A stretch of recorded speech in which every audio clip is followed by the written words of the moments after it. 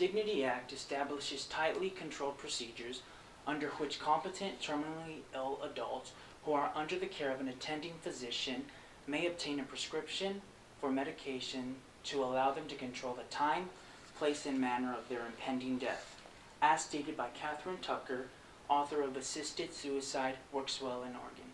By the end of my speech, I hope to create an unbiased decision towards the debate that assisted suicide may be more ethical than it is damned.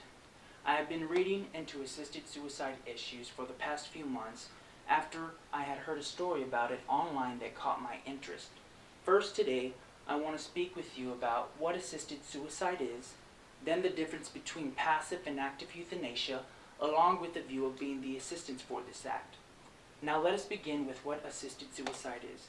Assisted suicide, this is the act taken by an individual who is suffering from an incurable disease. They take a form of lethal drug provided by a physician for the purpose of wanting freedom from the pain that they know they might endure later on, as the disease progresses to a deteriorating state. Taking action and getting results. In this article of Assisted Suicide Works Well in Oregon, Tucker states the experience in Oregon has demonstrated that carefully drafted law does not place patients at risk.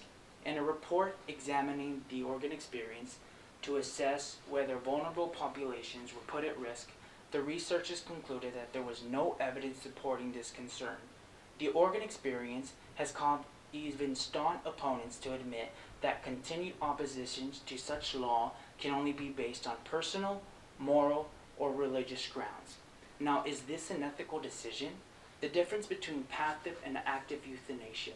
From the article Suicide Euthanasia and Physician-Assisted Suicide, the author explains passive euthanasia involves the foregoing medical treatment, knowing that such a decision will result in death.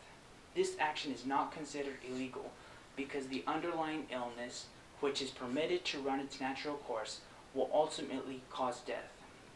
Along with that statement on passive euthanasia, the article also defines active euthanasia as active euthanasia called voluntary active euthanasia by those who distinguish it from the kind of euthanasia practiced by the Nazis. It involves the hastening of death through the administration of lethal drugs as requested by the patient or another competent individual who represents these patient wishes.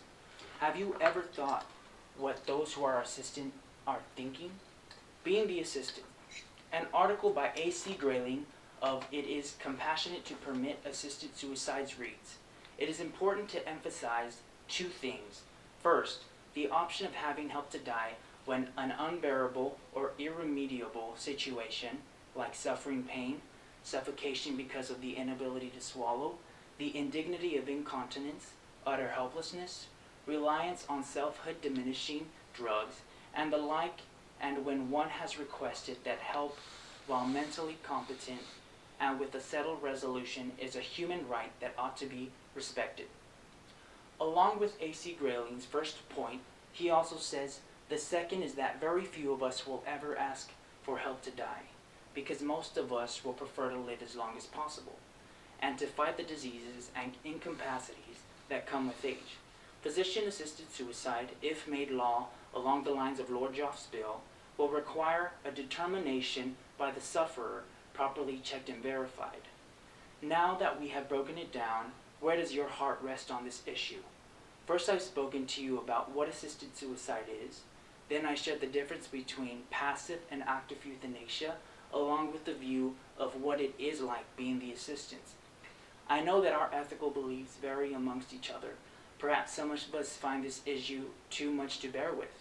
I will not give a share of my belief because I want you to come up with your own true conclusion based on this situation.